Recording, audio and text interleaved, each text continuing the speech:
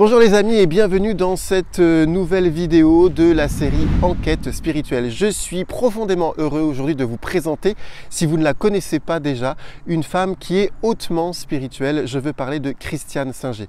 Christiane Singer, née en France, d'un père juif, d'une mère russe tchèque, une femme ouverte et notamment ouverte à la dimension spirituelle. Une fan de la dimension littéraire aussi.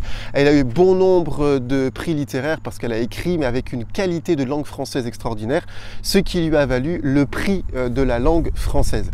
Pour moi, ce qui m'a touché, c'est de voir en cette femme que la dimension spirituelle est en toute chose. Là où il y a la vie, il y a le phénomène spirituel. Alors je vous laisse dans cet extrait où précisément elle évoque ce qu'est pour elle la dimension spirituelle. La spiritualité, beaucoup le déplorent, beaucoup en ont peur, quitte les institutions, déborde des institutions religieuses, et va irriguer des canaux qui étaient laissés secs, qui étaient laissés vides. Et ça en effraie beaucoup. Moi, ça ne m'effraie pas, parce que j'ai tellement... Exactement le contraire. Cela met l'homme dans chacun de nous dans sa responsabilité totale. C'est-à-dire, nous sommes le maillon entre la terre et le ciel. Chacun de nous est ce témoin. Et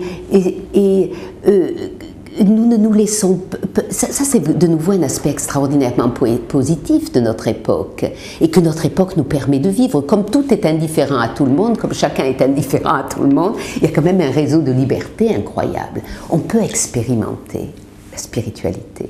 Et expérimenter la spiritualité, c'est la vivre par exemple dans son corps. Moi j'ai eu une démarche très passionnante. J'ai eu la chance de travailler beaucoup avec la respiration et le corps dans ma vie.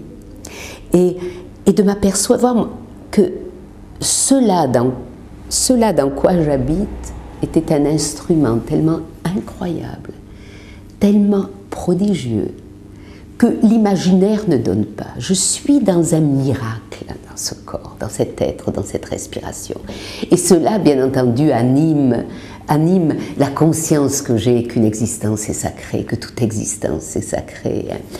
Eh bien, cela, j'aurais tendance à dire, ne crois que ce que tu expérimentes. Expérimente en toi, en prenant le temps de rentrer en relation avec ton être, en créant des espaces de silence, où il ne se passe rien, où je ne vais pas ni aller écouter quelqu'un d'autre, ni aller voir, mais être dans ce silence de l'être, m'asseoir dans mon jardin, sentir la terre sous mes pieds, entendre un oiseau qui chante, le vent qui me caresse, sentir l'épaisseur de l'être. Vous savez que ce à quoi on assiste, c'est la disparition de la réalité.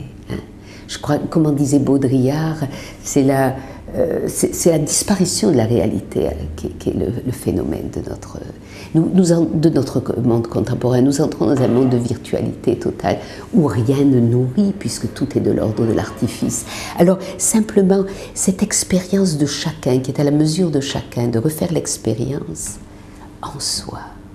Et puis une fois qu'on a senti ça, qu'on a marché dans la nuit, par exemple, toute une nuit, traversé la nuit, promenez-vous dans une forêt la nuit, pour retoucher cela qui respire autour de nous. Et toutes ces manières de retoucher en soi et par cette extraordinaire antenne du corps, ce caractère subtil, sacré de l'existence. J'ai été particulièrement touché par ce moment où Christiane Singer évoque la dimension spirituelle qui sort des institutions. Et c'est une réalité que nous constatons aujourd'hui. Vous n'avez qu'à aller sur YouTube et regarder le nombre de propositions spirituelles qui sont intra-institutions, mais qui sont aussi extra-institutions. Et cela plaît beaucoup. Pourquoi? Parce que l'être humain est spirituel. Pour moi, Christiane Singer incarne dans sa littérature cette phrase que beaucoup connaissent de Teilhard de Chardin: l'homme n'est pas un être humain qui fait une expérience spirituelle, mais c'est un être spirituel qui fait l'expérience humaine. Et c'est assez logique en fait, parce que si l'être humain est par nature spirituelle, tout ce qu'il va vivre va être de près ou de loin éveillé ou pas à la dimension spirituelle. De la même façon que l'être humain est corporel et tout ce qu'il vivra, il le vivra à travers sa chair inévitablement. même si c'est de l'ordre de la logique ou de l'intellect, eh bien ça passe par son cerveau et ça passe par ses neurones.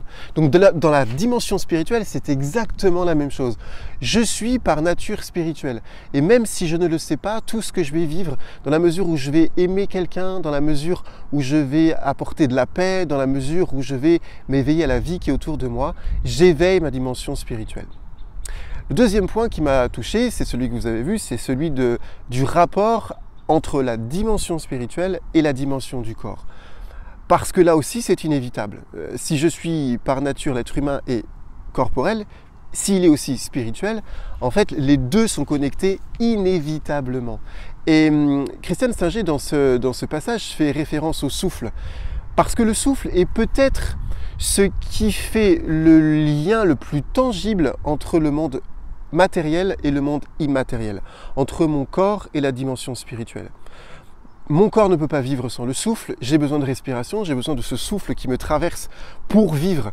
Et en même temps, le souffle est dans bon nombre de cultures spirituelles et religieuses différentes, est aussi un lien pour développer sa dimension à l'être, à l'instant présent, et aussi à la dimension spirituelle. Ce sera vrai dans les traditions orientales, mais c'est aussi vrai dans la tradition judéo-chrétienne. Vous savez que le souffle plane au-dessus de la création, vous savez que l'Esprit de Dieu, le souffle roi, est aussi envoyé sur les apôtres lorsque le ressuscité apparaît pour la première fois. Et puis ce souffle aussi est inspiré et donné dans les narines d'Adam lors de la création. Donc c'est intéressant parce que c'est pour nous un appel à reconnaître que cette dimension du souffle me permet, de me connecter davantage à mon corps. Et ceci fait défaut dans notre culture occidentale où nous courons tout le temps et où nous sommes véritablement trop cérébral.